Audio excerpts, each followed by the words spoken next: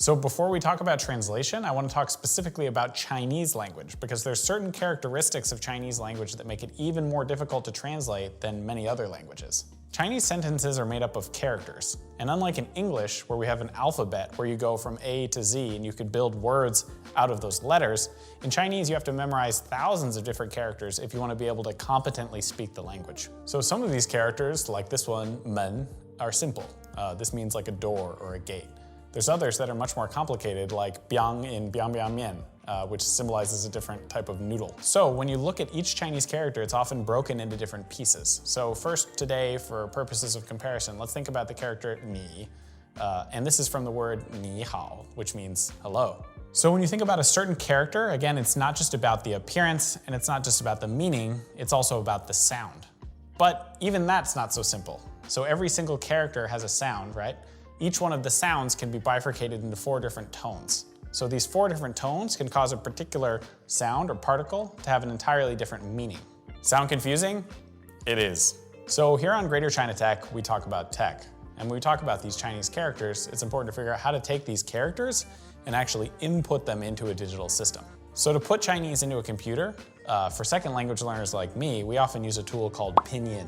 So Pinyin can be a complicated topic, and I could make a whole video just about Pinyin, but basically the way that it works is you write out the romanized English version of the character, and on your computer or your phone, it's going to give you a list of all the potential characters that match with that sound, and you select from that list.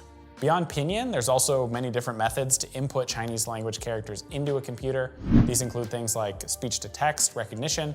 You also have tools like character recognition, so you could use your hand on a tablet and actually draw a character. Your computer could recognize the appearance of that character and then digitally turn it into the character that you're trying to write. So when we talk about inputting the characters into the computer, there are very good solutions in place. But what if you don't know the character to begin with? So I've been studying Chinese since I was a teenager. And when I originally started learning Chinese, the only real tool you'd use to look up characters was physical dictionaries, like the ones that I have here. So in these dictionaries, there's 2 different types. One of them is one that's organized by Pinyin. So basically in this dictionary, you can search and all the different characters available are organized according to the Pinyin, again, this romanization system from A to Z. And you can flip through and basically in alphabetical order, see all the different characters organized according to the Pinyin system. There was another type of dictionary that was popular when I was learning Chinese in the beginning, and this one's organized by the English alphabet. So this is, again, an English to Chinese dictionary. And you can look up, for instance, all these different words by English categorized order, and then find the corresponding Chinese characters that match up with that word. So even now, let's remember, this is a show about tech, but there are certain advantages that come with these physical dictionaries. And one of them is that you don't need a battery. So this amazing piece of technology I can take anywhere with me in China. I don't need Wi-Fi, I don't need a battery, and I can look up any word that I want and use it in my day-to-day life. But physical dictionaries have drawbacks. So one major one is, unlike software products, they don't update. So if there's a new word that comes up, if there's a new concept, if there's a new phrase, these things aren't auto-updating to the book because it's limited by the time in which it was printed. So when I first got here, the thing the cool kids did in class was to have a digital Chinese dictionary that they could hold in their pocket. And I have a few examples of these various types of dictionaries that I brought along with me today. So there's some very old school systems that have physical buttons. You could input Pinyin into these and it would yield different results, again, with these black and white LED screens and these kind of old retro devices. And as this technology evolved, we actually started to get into even more sophisticated devices for Chinese character input. So this is a pretty cool device from TCL. And this isn't one that I actually had. This is one that I purchased on a Chinese website called Salty Fish. And Salty Fish is basically an online platform where you can find used products or retro or previously popular technologies or various products. And this product has a lot of really interesting tools. You can put in, for instance, your information as a business card so that people can find you, and also has even things like games. So if you're a bad student like me in class, you can also play a bunch of different games, and your teacher thinks that you're going to be diligently studying Chinese, but actually you're playing a video game. We can click into the dictionary function, and here you'll see that it's asking me to input a Chinese phrase or character. So in this touch sensitive area here, I can actually draw the character that I want to look up. and you see that it's actually recognized the character that I wrote. This is ni, the character we talked about before, and input it in as physical text. Then I can click this button, which basically means okay, and I'll get the result. So ni, again, it's gonna tell me the translation of the character, which is you, or an older translation, thee and thou. So even now, in 2021, these are still pretty good tools. So moving beyond these dictionaries, let's talk about the present when it comes to translation technology.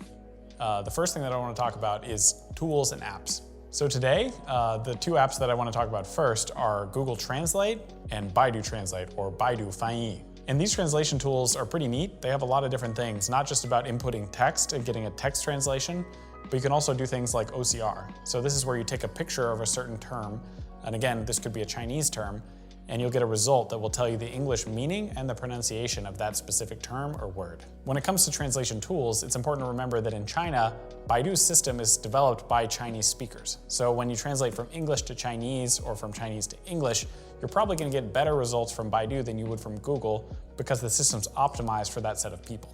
And again, when we think about these various steps and iterations of technology, digital dictionaries are better than physical dictionaries for many different reasons. So we talked before about the fact that digital dictionaries can update themselves. They're also linked to the internet. And you're also gonna have a lot of access to other tools, for instance, things like OCR that allow you to interact and see characters and text in the real world and translate it into your target language.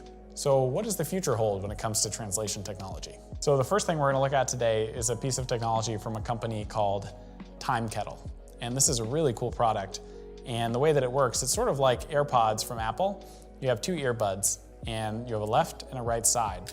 So the way that these actually work is I put in one of the earbuds and the person I'm trying to speak with puts in the opposite earbud. And using a connected app on the mobile device, we're able to actually simultaneously translate content between the two of us in real time. So in order to show you just how cool Time Kettle's solution is, I've invited my friend Viola. So let's bring her in now. So we have a special guest on our episode today, who's Viola, who's gonna introduce a little bit about her background right now. Hi everyone, my name is Viola. I work as an interpreter and translator. I've been working as an interpreter for 6 years, and my language combination is Mandarin, English, Portuguese, and Cantonese. But now I mainly work between Mandarin and English. I was trained in the University of Bath, and very happy to be here today with Jim. Yeah, so we're really excited because we have this tech from Time Kettle, and it has the ability to translate between all these different languages. But we decided the best way to test it was to get a real expert to come into the studio, and we're gonna try out some of these different languages and see how well this is actually able to perform in the real world. So the way that they work is they collect the signal that you speak out from your mouth, they input that signal into the back end of the system that then gets uploaded into the cloud, and they have a back end that basically takes those words, analyzes what you've said, translates them into your target language, and then beams that out either through the speaker of the phone or through one of the earbuds to the other person. And this all happens in the space of basically less than a second. So you can have these almost simultaneous translations of different statements. And we figured these are often going to be used in professional settings like the workplace. So for today's first scenario, we've decided that she's going to be playing my boss and I'll be playing an employee who's just about to get fired. And we're going to test this out. I'm going to be speaking English and she's going to be speaking Cantonese. So let's see how this goes. So what is this meeting about today? 咁今日嘅會議係關於乜嘢嘅呢？我有一個唔係好好嘅消息。Wow, what's your name, boss? 你有一個非常好嘅名，哇！你叫咩名，老闆？我覺得你有啲唔清唔明。So will I get a promotion this year for my good work? 咁我今年會升職嗎？我覺得唔會喎。Why not? Do I at least get a bonus? 做乜嘢我至少不能得到獎金呢？因為下晝你就唔喺公司㗎啦。Oh no, that doesn't sound good. Boss, are you okay? 老闆你冇嘢啦吧？哇！你好冇禮貌啊！ Okay, we can cut this one off. That's exactly why you've been fired. Okay, so for this next scenario, I'm going to be a patient going to see the doctor. Doctor, can't you see that I'm bleeding? I need to see someone right now. 医生，你看不到我在流血，我现在要见一个人。你要見哪一個人？ There's so much blood, I think I need to see the blood doctor. 血太多了，我想我需要去看血液医生。我刚刚帮你看了，医生要等2个小时才有空。First, I lost my job today, and now I'm losing my life. Can't you help me? 首先，我今天失去了工作，现在我失去了生命。你不能帮我吗？你知道有一个伟人曾经说过，生活中需要耐心。Tell my family I love them. 告诉我的家人我爱他们。好，这里是个表格，你可以把家人的联系方式写下来。So, welcome to my wine shop. I'm here with a variety of wines for you to try today. Welcome. Bem-vindo à minha loja de vinhos. Estou aqui com uma variedade de vinhos para você experimentar hoje. Muito obrigada. That's rude of you to say that after you've just showed up at my shop. Would you like a red or a white wine today? Era de sua parte dizer isso depois de aparecer na minha loja. Bem, queria vinho verde, por favor. So you say you want a green wine. I assume that you mean a white wine. So we've got a lovely Chardonnay. So I'm going to pour you a glass. Okay, here we go. And here you are. Hope you enjoy. Muito obrigada. É vinho muito bom, mas ainda queria vinho verde, não branco. I'm sorry, miss. You're going to have to leave our shop if you're going to keep talking to me this way. My observation is that, like you said, Mandarin one, the Chinese one did extremely well. But as soon as you start to speak more like a human being, more freely, because that's what we do when human beings speak, when we talk to each other. We don't always talk like with a script. So if I were to rank it, then Yep. it would be, the best would be Mandarin English. The second one would be English into Portuguese. And Portuguese into English is all right. And then the bottom would be between Cantonese and English. Okay. That would be my ranking. And I think our last question the viewers of Greater China Tech will want to know is, do you think that these kind of devices are going to replace people like you in the future? What I worry about is one day it's going to do more damage than good. You know, miscommunication and misunderstanding, and people could start a fight because of that, and I don't want to see that happen. It really depends, really. It's hard to say. Okay, well, thank you so much for joining us today. Thank you for having me. So besides talking about cool hardware products like this one from Time Kettle, I also want to talk to you guys a little bit about machine translation and the near future of what things are starting to look like in terms of using neural networks to translate text from one language into another. Earlier, we talked about things like Baidu Translate and Google Translate, these various tools that allow you to translate from one language to another.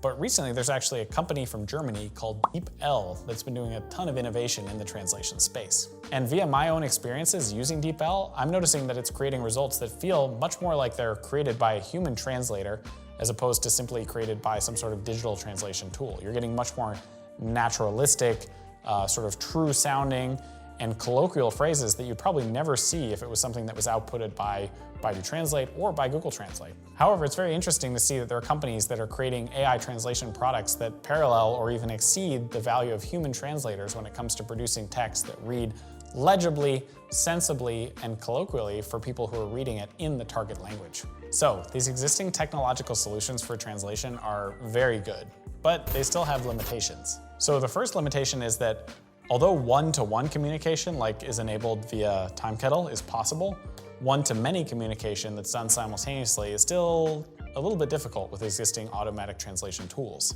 And this is tied into another reality, which is that simultaneous translation from one language into another is still very hard, even for human translators, and even harder for tech solutions, both in terms of the speed, latency, and accuracy of the results that you're going to get. So looking at this now in 2021, I would say that these tools are great for facilitating and supporting you as you learn a particular language and helping you along the way in your language journey. But if you really want to communicate in a certain country or with people in a target language, ultimately you're probably still going to need to learn that language if you want to confidently be able to express your meaning. So when it comes to translation and language, there's a sentence I always come back to, which is 罗马不是一天建成的, which translates in English as Rome wasn't built in a day. It takes a long time to learn a language. These tools are quite helpful, but if you're going to learn a language like Chinese or English, the fundamental reality is it's going to take some time. So in some future videos, we're going to deep dive into some of these specific technological products and learn even more about how translation works and what's going to happen in the next 5 to 10 years when it comes to neural networks, machine translation, and all the different ways that tech's going to transform our ability to communicate with different people around the world. But for today, thank you for watching. This is Jim from Greater China Tech, and if you enjoyed this type of content, click subscribe below. Thanks, guys.